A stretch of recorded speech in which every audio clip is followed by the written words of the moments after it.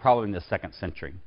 The pastoral epistles are called pastoral because it presents Paul as writing to Timothy and Titus, two of his followers, but he's telling them how to be good pastors of a church. In fact, he's also doing something like almost acting like they're going to be something would become a bishop. They're supposed to also be appointing other people as pastors of churches. So we call these the pastoral epistles because it presents Paul as himself serving in a sort of pastoral role for his churches and assigning Timothy and Titus pastoral roles for his churches also, and establishing leadership positions, what kind of leadership structures he wants to go on in the churches.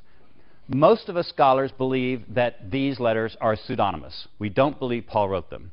There's been some question in the last several years that maybe the actual historical Paul wrote 2 Timothy, because 2 Timothy looks sort of like a last will and testament of Paul that he may have written in prison. But I don't tend to buy that. I tend to group all three of them together as being probably by the same author and all being pseudonymous. Why do we think they're pseudonymous? Well, again, as we saw with Ephesians and Colossians, the writing style in these letters is very different from the 7 letters that scholars all agree Paul actually wrote. So the writing style is a big issue. But as I'll show today, there is a lot of way of seeing that these letters simply presuppose a different stage in early Christianity. They don't look like they're from the more primitive sort of time of when Paul was actually founding churches. So the theology looks different, the church structure looks different, as I'll talk about, positions on the household, on marriage, on slavery, on family, on women, all of these things are different. So I'm using the pastoral epistles in this lecture as one illustration of how Christianity changes in different trajectories. One trajectory becomes very much pro-household. The traditional Roman style or Greco-Roman family is promoted as the Christian way for families to be, and even the church itself is molded to look like a household, with the paterfamilias, the head of the household, on top, women below that, children and slaves below that. When we get to the Acts of Paul and Thecla, we'll see that that interpretation of Paul makes Paul anti-household. He actually is presented as going around preaching against marriage, against sex, against the Roman household, and preaching a very kind of hierarchical disrupting, even city, polis disrupting gospel, and certainly a household and family disrupting apostle. So these two trajectories of Pauline Christianity show the diversity of Christianity as it developed, and even how they used the same figure, Paul, as founder of Christianity, in radically different ways. When did these letters come about? It's everybody's guess. I actually tend to think that the pastoral epistles were probably written sometime in the 2nd century, and maybe even toward the middle of the 2nd century. That's a bit later than a lot of scholars would put them, and we're just guessing anyway. We sort of have to imagine what kind of level of early Christianity, what kind of phase of early Christianity do we imagine taking place before we can get this kind of a letter with this kind of theology and church structure written. It is interesting that when we talked about Marcion early, remember the heretic in Rome who made his own first canon list of New Testament books. Remember, he included Luke as his gospel in his own edited version of it, and he included the letters of Paul. And Marcion, we don't have any evidence that Marcion actually knew about these 3 letters, 1st, 2nd Timothy, and Titus. If Marcion was writing in the middle of the 2nd century, maybe Marcion, if he didn't mention them, maybe he didn't know them, and maybe that's evidence that they weren't yet highly circulated. So that's one of the things that people have talked about, the dating of these letters. Since Marcion didn't seem to know them, perhaps they were either just being written or not long written around the middle of the 2nd century.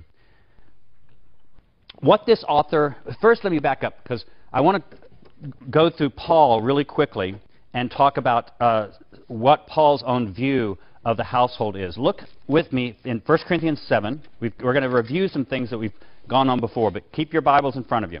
So look at 1 Corinthians 7.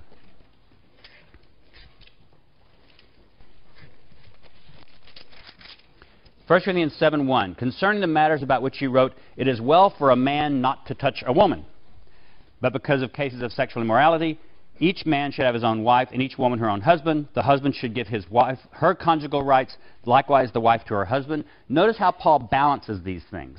He tells basically the man, you have control of the body of your wife, but he also tells to the woman, you have control of the body of your husband. So there's something of a reciprocity in 1 Corinthians 7. This will be important because that kind of reciprocity doesn't exist when you get to the pastoral epistles. So that's one thing to notice. Verse 5, do not deprive one another except perhaps by agreement for a set time to devote yourselves to prayer. Come together again so that Satan may not tempt you because of your lack of self-control. This I say by way of concession, not of command. I wish that all were as I myself am, but each has a particular gift from God, one having one kind and another different kind. Notice, he's basically saying, have sex within marriage. He's not condemning sex, but he really prefers that all Christians be single, like he himself is. So Paul's preference is not marriage and sex within marriage. That's a concession that he gives for people that he says can't control themselves. To the unmarried and widows, I say that it is well for them to remain unmarried, as I am. But if they are not practicing self-control, they should marry. It is better to marry than to burn, is what the Greek actually says. It's better to marry than to burn.